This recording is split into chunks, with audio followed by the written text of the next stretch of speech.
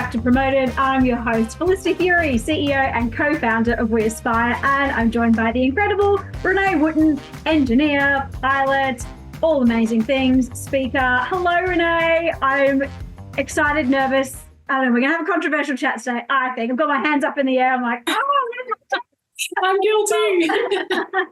Firstly, welcome. Amazing to have you back on the podcast. I'm excited for this chat. I'm excited, as always, Felicity. Thank you so much for the intro. I am calling from Burragum Lands today as well, up into Toowoomba on the Great Dividing Range. The weather is beautiful today. Where are you calling from, Felicity? I'm on Gubby Gubby country. I've had some really beautiful fresh mornings. So 1 year from Gubby Gubby. It's beautiful as we're approaching into winter up here. Not really winter. I'm still wearing shorts today. You can't tell if I have the jacket on, but loving the sunshine and shorts and t-shirt weather.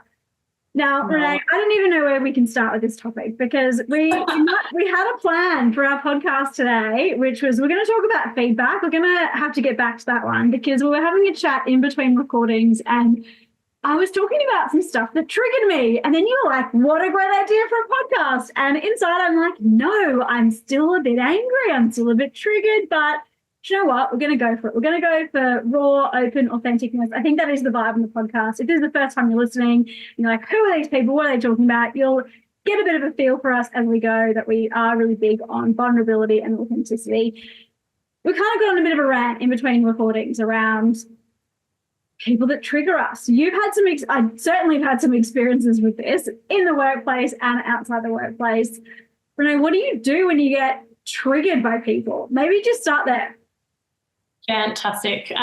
So very authentic chat today, but I think really important as well because this is a challenge in our personal and professional lives. And I think as we grow and mature, particularly through our 20s, we get far better at dealing with how people trigger us and what our response is going to be because we do have a choice to make. But I think that it's really important that we're mindful that as soon as someone is triggering us, we need to kind of take that step back and reflect on how do we want to present in this moment and how do you want to respond.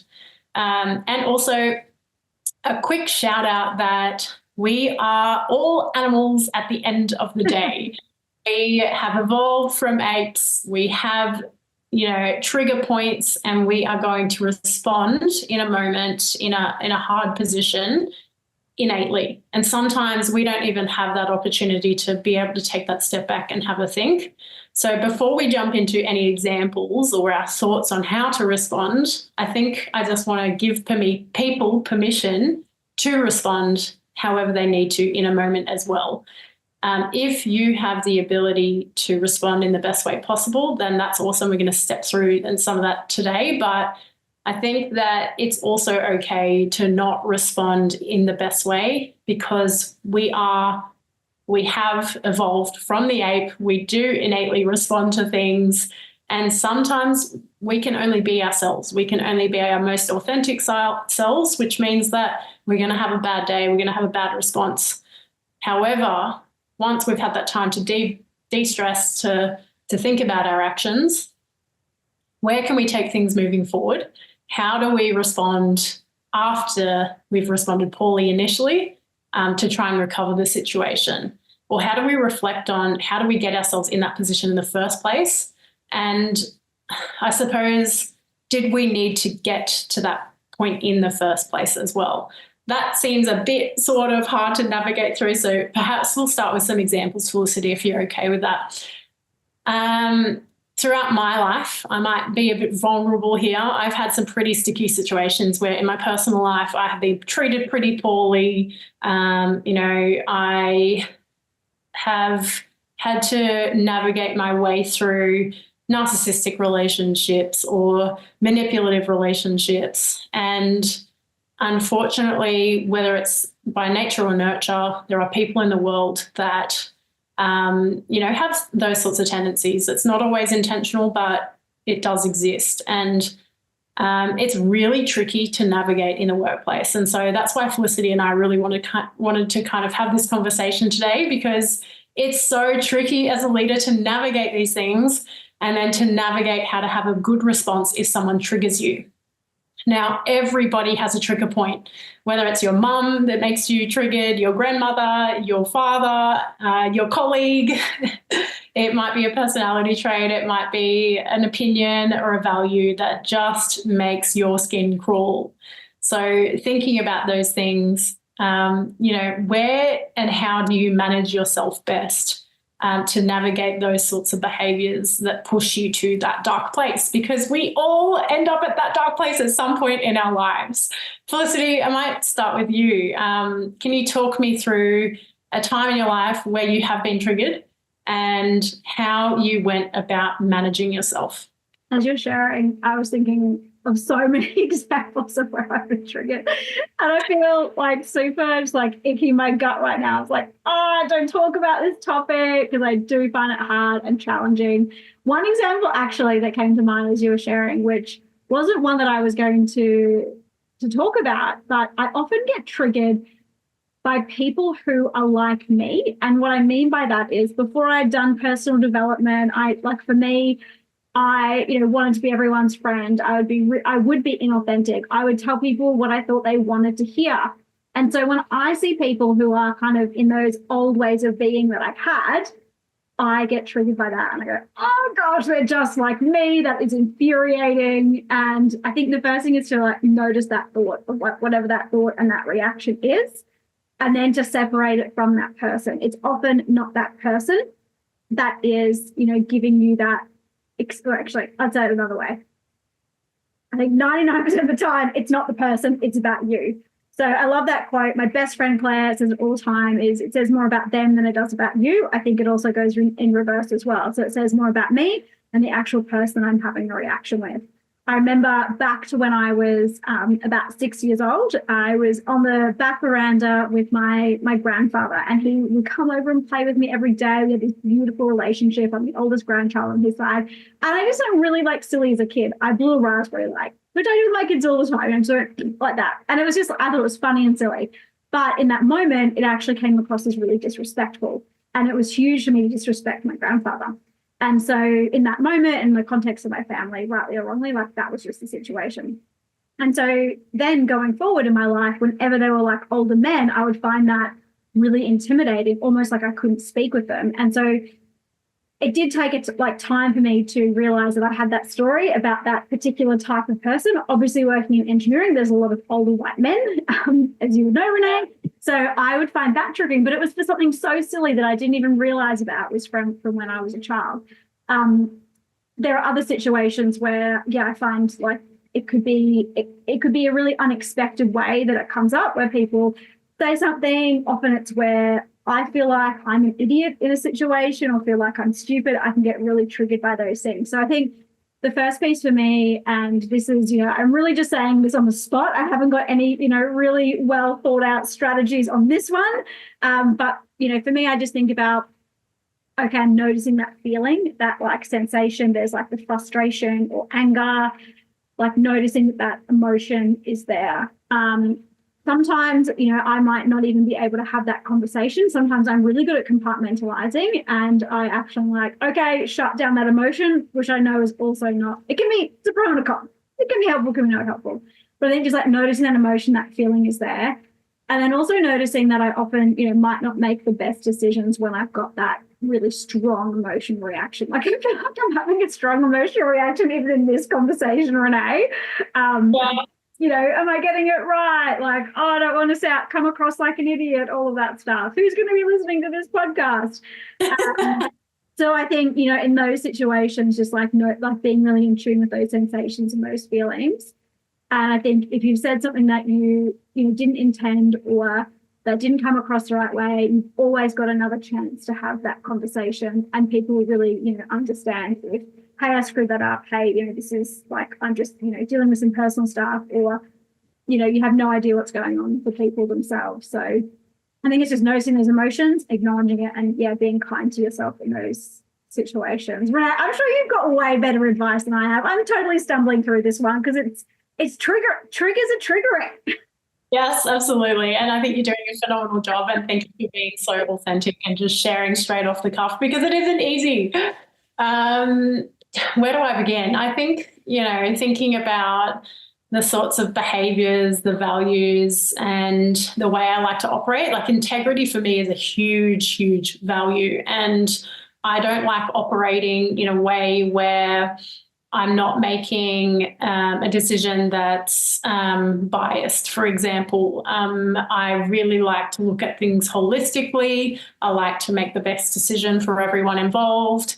Obviously, you know, there's moments in life where you've got to compromise and make the best decision for the team. But at the end of the day, if I have to work with somebody who doesn't operate in the same way, it triggers me immediately.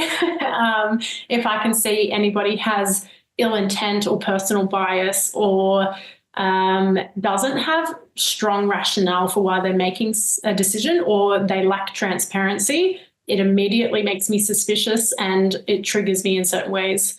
For example, I have had in the past a situation where someone has made a really strong stance on a business decision based on a personal bias rather than making the best decision for the business and giving, you know, the client who they held the bias for the best and most appropriate, balanced opportunity to kind of present what they had on offer, their service and their product. So, you know, I had someone say, I don't think this person should go ahead as a result of this perception in the community. And to me, that was such a challenging conversation to navigate because there was no substantiation, there was no, you know, there was no clear thought around, okay, just by sharing your opinion doesn't make that fact, that's perception. There's bias in that. And we have a due diligence process. So if there are any business issues through that normal business process, that will be understood and established, and therefore we can make the best decision for the business as a result of that. And that person was so firm in their position, they started instructing me on the next steps that I needed to take. And I was like, I do not agree. I cannot see the rationale for why you would suggest that that would be the right decision.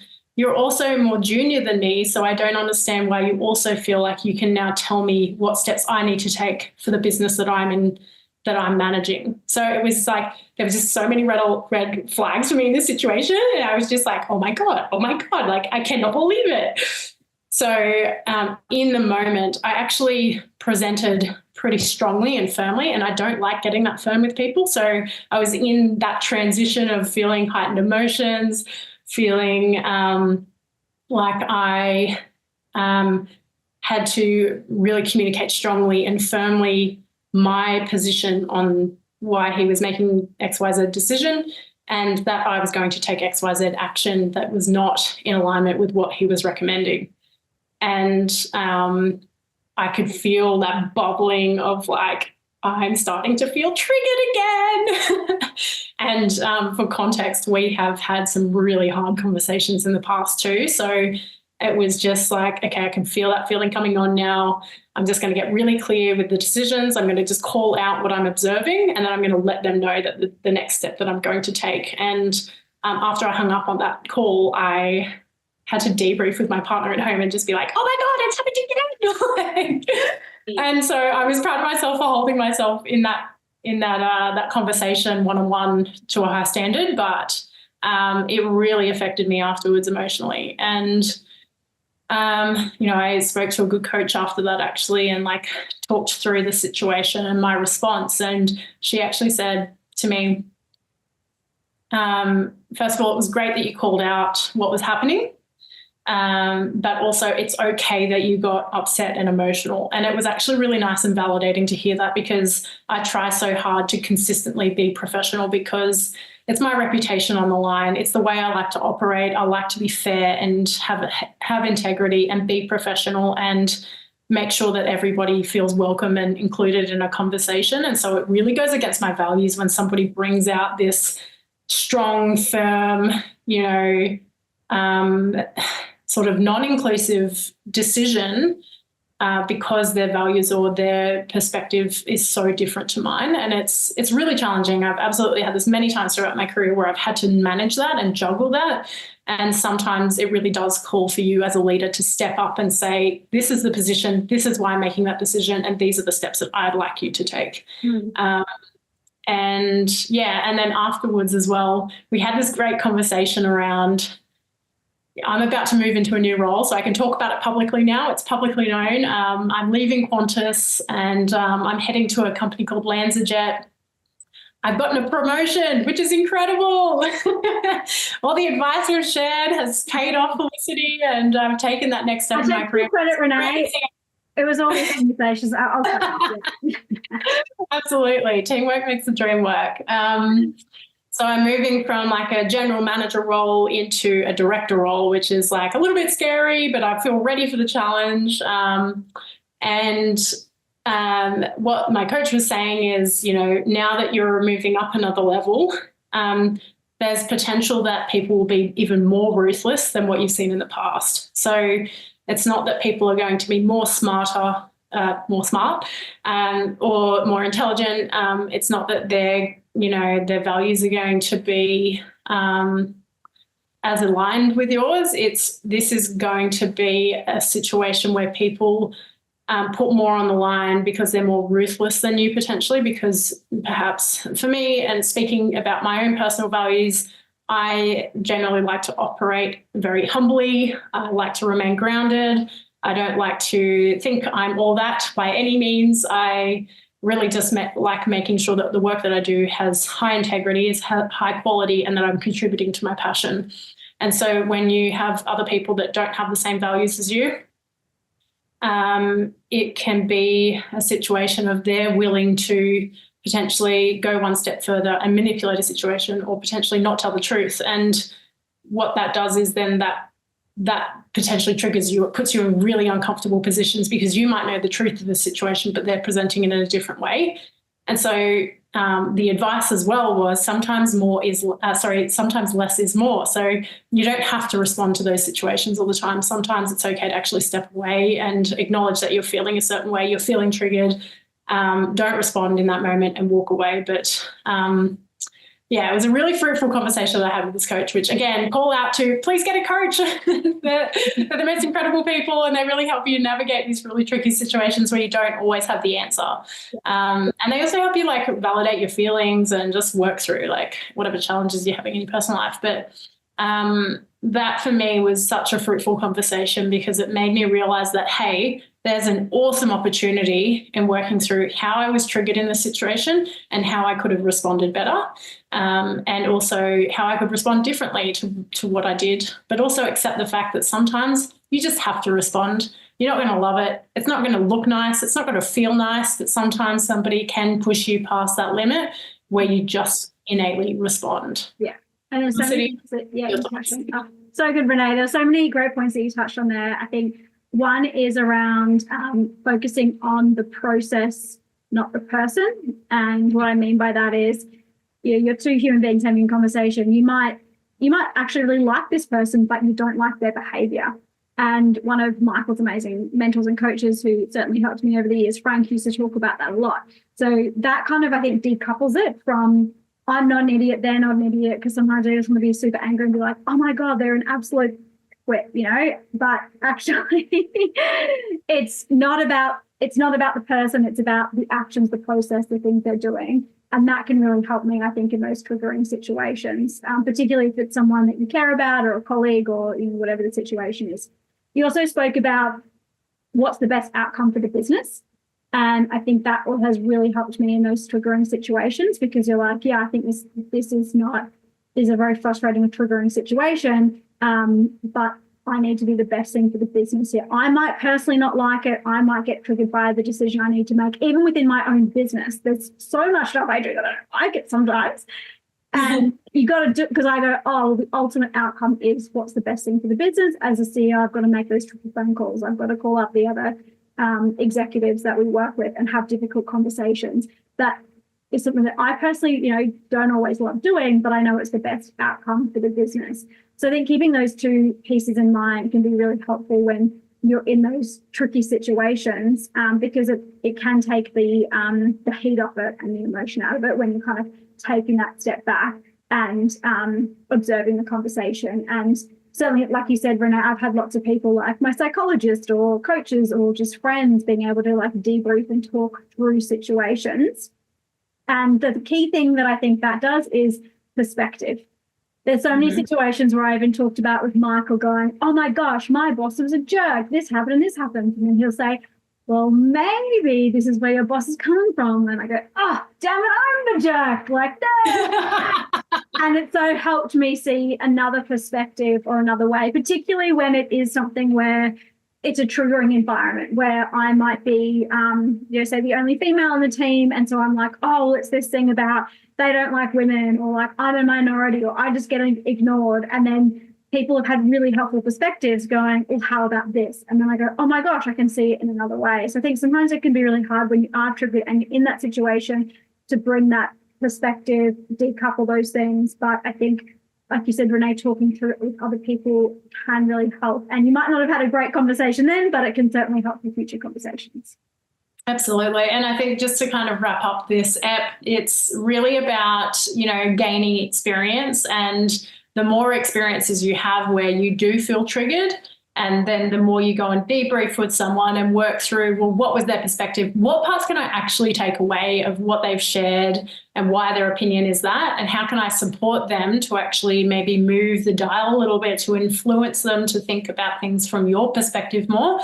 And then, you just need to accept that sometimes you can't manage every situation perfectly, but how can you improve? So make sure you're reflecting on things. Make sure you're thinking about how you can take a step back, try and make it less personal. Think about, what are the hidden messages? What are the takeaways that I can really, draw out of a hard situation, something that hasn't brought the best out of me, and reflect on why that was the case. Felicity, what do you think? Should we wrap it up? Oh, so good. I definitely got triggered in this episode in a good way. And I think, that means for me, it's an important topic to talk about because it does make me feel anxious. I feel like my heart's been racing for this whole episode. And I'm sure people listening in are dealing with this too. We'd love to hear from you. Tell us what triggers you. Has this episode been helpful? Or if you have any other questions for us, please send us a direct message on LinkedIn or on Instagram. We'd love to hear from you and help you get promoted and be great when you get there. Thanks for listening. Thanks, guys.